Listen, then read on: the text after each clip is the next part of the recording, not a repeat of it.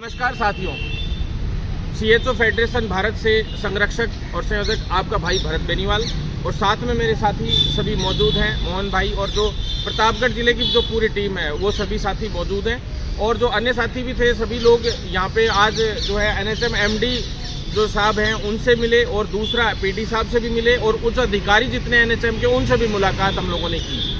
इससे पहले हम चिकित्सा मंत्री जी से भी कुछ मुद्दों को लेकर मुलाकात कर चुके हैं और मुख्यमंत्री जी तक भी कई मुद्दों को ले जा चुके हैं। लेकिन साथियों, सबसे बड़ी बात यह है कि भाई जो साथी लोग आए तो प्रतापगढ़ जो जिला है उसके अंदर जैसे सीएसआर रूल्स के अकॉर्डिंग अब तक भी ज्वाइनिंग नहीं हो पाई थी इन साथियों की, जबकि हमने बार बार सभी सीएमएचओ तक लेटर भी भिजवाए हैं। सब कुछ काम हम लोगों ने किए हैं। यहाँ से एनएचएम का जो काम था, जो एनएचएम की तरफ से जो काम होने चाहिए थे वो सारे एक्टिवली किए गए पूरी तरह से। लेकिन जो सीएमएचओ स्तर पे हैं वो बहुत सारे काम बिगड़ जाते हैं। जैसे आप लोगों का इंसेंटिव रोक लिया जाता है, आपकी सैलरीज रोक ली जाती है, कभी इधर फंड आया आप लोगों का और वो फ्लेक्सिबिलिटी देते हुए दूसरे लोगों में बांट दिया या किसी अन्य कार्यों में लगा दिया।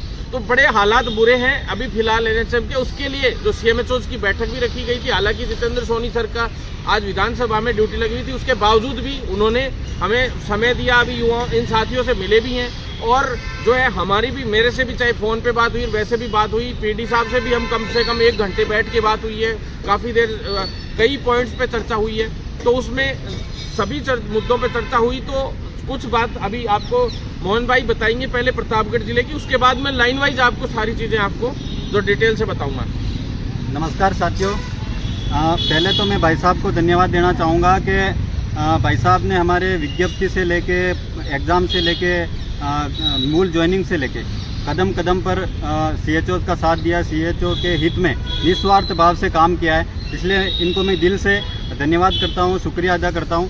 साथियों, आज हमारा जो प्रतापगढ़ जिले के जो समस्त 125 सीएचओ थे वो सीएसआर रूल्स 2022 में रीज्वाइनिंग का जो ऑर्डर आया था 31 मार्च 2023 को, उसमें सीएमएचओ और जो संबंधित कर्मचारी थे उन्होंने हमें किसी भी प्रकार की सूचना नहीं दी थी, इसलिए हम सीएसआर रूल्स में रीज्वाइनिंग नहीं कर पाए थे। तो इस संबंध में आज हम यहाँ एनएचएम स्वास्थ्य भवन आए। आज हमारी जो मीटिंग है वो भाई साहब के साथ में ही पीडी सर से, एमडी सर से हुई। हमें सकारात्मक हमारे पॉजिटिव रेस्पॉन्स मिला है। अगर आने वाले 10 या 15 दिनों में हमारे पक्ष में अगर कोई चीज़ें नहीं होती हैं तो फिर हम आगे जो हमारे लिए जो सही रहेगा वो कदम लेंगे और रणनीति बनाएंगे। भाई साहब का बहुत बहुत धन्यवाद कि छोटे से मतलब बुलाने पर ये यहाँ पे और हमारा पक्ष रखा। धन्यवाद साथियों, जिस तरह से देखो सीएसआर रूल्स में जिन लोगों ने अभी भी ज्वाइनिंग नहीं की है, मैं आपसे निवेदन करना चाहता हूँ जो रह गया है वो अब भी कर ले। हालांकि हम एक बड़ी खबर आप लोगों को तक पहुंचा देते हैं, अभी सभी साथियों को भी पता है इस बात का, इनके सामने ही चर्चा हुई है कि जो सीएसआर रूल्स में हम लोग एक बात पे पहले भी अड़े हुए थे और आज भी अड़े हुए हैं। और उस वक्त आज से 5 से 6 महीने पहले एक फाइल चलवाई थी। 5 से 6 महीने ने तो क्या, पूर्ववर्ती जो सरकार थी उस सरकार के समक्ष अपन लोगों ने एक मुद्दा रखा था कि हमारा जो 1 साल का सीएसआर रूल में लॉस हो रहा था उसको हमने पुख्ता और मजबूती से रखा था। उस मुद्दे को मजबूती से रखने की वजह से उस वक्त एक फाइल चलवाई गई थी। लेकिन बार बार के चुनाव आ गए, कभी कुछ हो गया, तो इस वजह से जो है मामले थोड़े से पेंडिंग रहे, क्योंकि आचार संहिता रही है 3 महीने 2 बार। तो 5-6 महीने तो ऐसे ही आचार संहिता में निकल गए, कोई नहीं, किसी ने कुछ काम किया नहीं। यहाँ डिपार्टमेंटों में ज़्यादा जो काम थे वो सारे चुनावी ड्यूटीज़ में लगे हुए थे सभी लोग। तो ऐसे में जो फाइल थी हमारी कि भाई हमारा 2022 में जब ज्वाइनिंग हुई थी शुरुआती टाइम पे, उसी टाइम से जो है हमारे सीएसआर रूल्स के अकॉर्डिंग ज्वाइनिंग हुई थी, तो उसी के अकॉर्डिंग हमारा पूरा जो है एक्सपीरियंस जोड़ा जाए और हमारा जो समय काल है, जो समय अवधि है वो पूरी की पूरी तब से ही जोड़ी जाए, न कि जो दोबारा से रीज्वाइनिंग करवाई तब से। तो वो फाइल भी आज इन सभी साथियों के सामने बोला गया है कि भाई चलो ठीक है, आपकी अभी ज्वाइनिंग लेट हुई है, कोई बात नहीं, लेकिन आपका जो 2022 वाला मामला है वो अगर सोल्व हो गया तो आप लोगों को तो ऑटोमेटिकली तब से ही सीएसआर रूल्स में जोड़ा जाएगा जब से आपकी ज्वाइनिंग हुई है। हम उसी पे अड़े हुए हैं और वो जल्द ही समाधान होने वाला है। फाइल गई हुई है अप्रूवल के लिए, लगभग क्लियर हो चुका है मैटर। अगर वो मैटर क्लियर हो गया तो इंक्रीमेंट का भी कोई इशू नहीं रहेगा। जिस इंक्रीमेंट के इशू से पूरे संविदा कर्मी जूझ रहे हैं, चिकित्सा विभाग के भी सारे संविदा कर्मी जूझ रहे हैं और दूसरे संविदा कर्मी भी जूझ रहे हैं, क्योंकि जब से CSR रूल्स आए हैं तो इंक्रीमेंट का ये समझ ही नहीं पा रहे हैं कि किस तरीके से देना है, किस तरीके से नहीं देना है। जैसे पुराने जो संविदा पे जब से चल रहे थे तब इंक्रीमेंट अलग प्रकार से लगता था, फिर अचानक से CSR रूल्स में आ गए तो फिर वो इंक्रीमेंट की भी प्रोसेस दोबारा से शुरू करनी पड़ गई इनको। तो आज एक पत्र हालांकि 2-2:30 बजे जारी हुआ था, हमारे पास 11 बजे ही आ गया था, सभी साथियों को मैंने दिखा भी दिया था। साथियों, जो आज न्यूज़ लगी, आप सभी ने देखा होगा, एक न्यूज़ लगी थी आज इंक्रीमेंट से संबंधित। उसके बाद तुरंत बाद मेरी मीटिंग हुई सभी से, सुबह बात भी हो गई थी। उसके बाद इन लोगों ने ये कहा कि हम आदेश जारी कर रहे हैं 1 साल का, तो जो इंक्रीमेंट का वो तो अब भी आदेश तुरंत जारी कर रहे हैं ताकि कम से कम 1 साल का तो इनको इंक्रीमेंट मिल सके। और जो पुराना 1 साल जो रह गया है, उस 1 साल के इंक्रीमेंट के लिए जो फाइनेंस डिपार्टमेंट है उसमें फाइल भेजी गई है और उसका समाधान अभी होना है। तो वो और क्लियर होके आ जाएगी फाइल, तो उस साल का भी एक अलग से आदेश जारी कर दिया जाएगा और दोनों साल का इंक्रीमेंट आपका लगेगा, किसी का कोई इंक्रीमेंट लेस नहीं होना। जो सभी साथी कह भी रहे थे कि भाई आपने CHO का मुद्दा उठाया और उस CHO के मुद्दे की वजह से बाकी सब संविदा कर्मियों का भी भला हो गया, क्योंकि सबका मामला ये अटका पड़ा है, किसी का भी इंक्रीमेंट का जो है सूद तक नहीं ली गई। हालांकि MD साहब बहुत जो इस मुद्दे पे सक्षम स्तर पे अच्छे से पॉजिटिव रेस्पॉन्स दे रहे हैं और उन्होंने स्पष्ट रूप से कहा है कि मैं पूरा इंक्रीमेंट देंगे, आप चिंता मत कीजिए। लेकिन थोड़ी सी दिक्कत ये आ रही है कि पुराने जैसे जब से CSR रूल में इनको लिया गया तब उसके बाद इंक्रीमेंट कैसे लगाना और पहले कैसे, तो ये बहुत बड़ा संशय बना हुआ था। तो मैंने 1 साल का अभी ये रीजॉइनिंग जब हुई थी CSR रूल्स में तब से लेके अब तक का आदेश तो आज अभी डाल देता हूँ। आज उन्होंने आदेश डाल दिया था उसके बाद, और दूसरा जो है जो पहले का जो बचा हुआ था उसके लिए अलग से आदेश डल जाएगा 4-5-6 दिन में, 10 दिन में, जब भी वो क्लियर होके आ जाएगा। फाइनेंस डिपार्टमेंट ने फाइल भेजी हुई है। ये अपना एक इशू नहीं है, 1.5 लाख संविदा कर्मियों का इशू है, चिकित्सा विभाग के सारे संविदा कर्मियों का इशू है, तो ये सभी का इशू है, कॉमन प्रॉब्लम है, इसको जल्द सॉल्यूशन किया जाएगा। साथ में साथियों, कुछ 15 साथी ऐसे थे जिनकी ज्वाइनिंग नहीं हो पाई थी, ब्रिज कोर्स अभी करवाया गया उनका अलग से, उसमें कोर्ट केसेस और जो स्पोर्ट्स की सूची और जो जारी हुई थी उन सभी साथियों के लिए भी आज बात रखी है।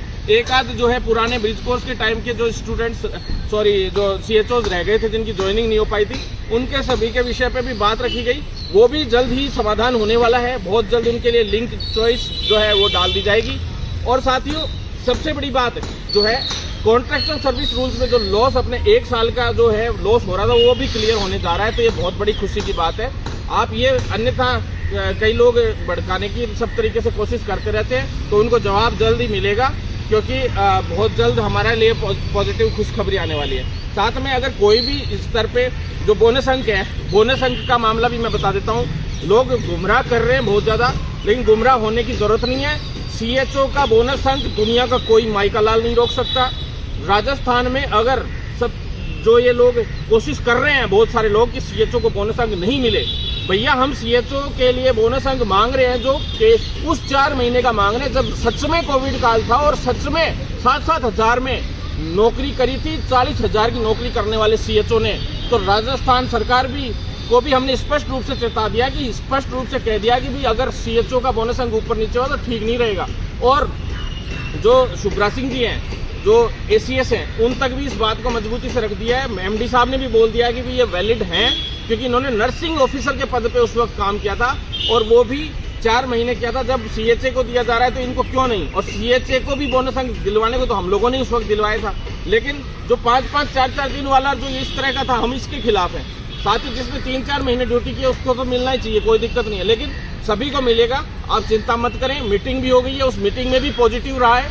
अब ACS पे छोड़ा गया है सारा का सारा कि भी देना है कि नहीं देना है। हमने उसमें अच्छे से दस्तावेज प्रस्तुति की थी, एक डॉक्यूमेंट्स, और हमारा जो कोर्ट केस से हम जीत के आए कि भाई बोनस अंक मिलना चाहिए, वो से लेके सारे के सारी चीज़ें हमने पॉजिटिव तरीके से रख दी हैं और सारे अधिकारी हमारे पक्ष में हैं, ऊपर से नीचे तक। सिर्फ आखिरी फैसला अब ACS मैडम पे है और ACS मैडम 100% हमारे पक्ष में फैसला लेगी। हमने चिकित्सा मंत्री से लेकर CMO तक, मुख्यमंत्री जी लेवल तक सारे के सारे जगह पे इस बात को रख दिया था और 100% हम बोनस अंक हमारे साथियों को दिलवा कर रहेंगे। बिल्कुल टेंशन लेने की जरूरत लोगों को, साथियों बिल्कुल चिंता करने की जरूरत नहीं है।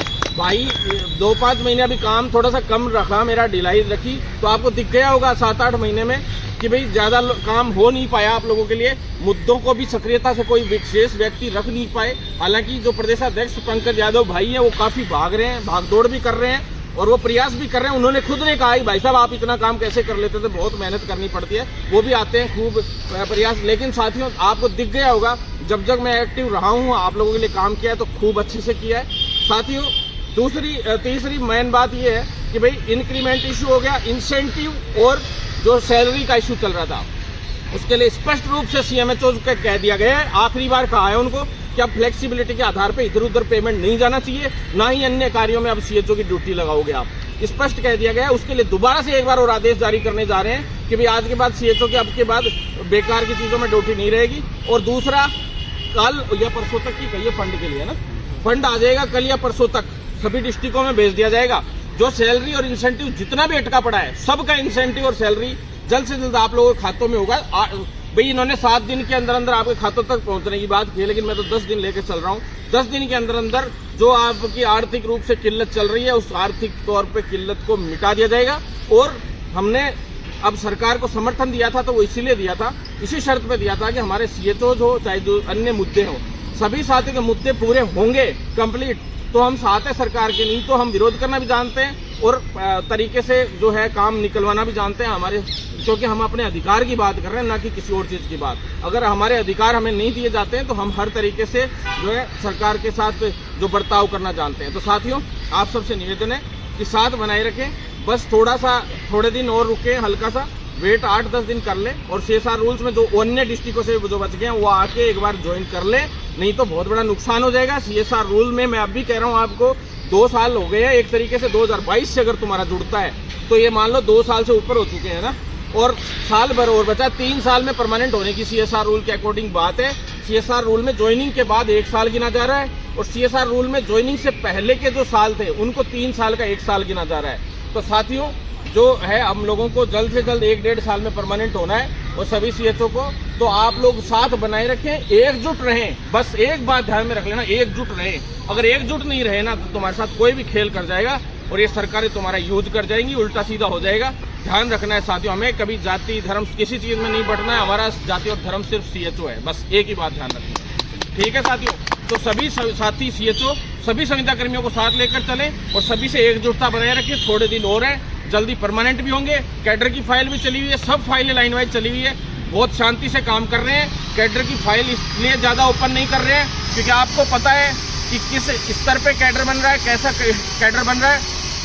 कई लोग ऐसा चाहते नहीं है किसी भी हाल में कि सीएचओ नाम का कोई कैडर भी आए, वो तो इस सीएचओ का नाम ही नर्सिंग प्रैक्टिशनर रखना चाहते हैं, लेकिन हम कैसे रोक के बैठे हमारा दिल जानता है।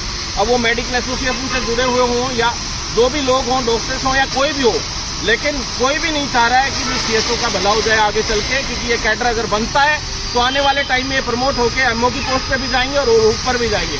तो इसलिए साथियों, और हो सकता है सीएचओ का कैडर निर्माण होने के बाद सीएचओ को ही 2 से 3 साल का एक ब्रिज कोर्स या टाइप करवा के, जैसे पोस्ट बेसिक नर्सिंग होती है जीएनएम के बाद और बीएससी नर्सिंग मान ली जाती है, ऐसे ही 2-3 साल का कोर्स करवा के एमओ के पोस्ट पे यानी एमबीबीएस भी करवाई जा सके। इस तरह के हम सब चीज़ें लेके चल रहे हैं, लेकिन हम ज़्यादा लीक नहीं कर सकते क्योंकि साथियों ज़्यादा लीक होती है तो आपको पता है फिर रोकने वाले बहुत ज़्यादा हैं। कोई भी नहीं चाहता कि आप आगे जाके आगे बढ़े या कुछ और कर पाएँ। साथियों साथ बनाए रखें, इतना ही आपसे निवेदन है, बस इतना ही कहूँगा। ज़्यादा से ज़्यादा सभी साथियों तक इस वीडियो को पहुँचा देना और पूरे इंडिया लेवल पर नियमितीकरण से लेकर कैडर निर्माण से लेकर ग्रेड पे संशोधन से लेकर सभी मुद्दों पे हम मजबूती से काम कर रहे हैं। और प्रतापगढ़ की इस जो एक्टिव टीम है सभी साथियों को बहुत बहुत धन्यवाद कि इतना दूर आकर भी आप लोगों के लिए इतना संघर्ष कर रहे हैं। धन्यवाद सभी साथियों।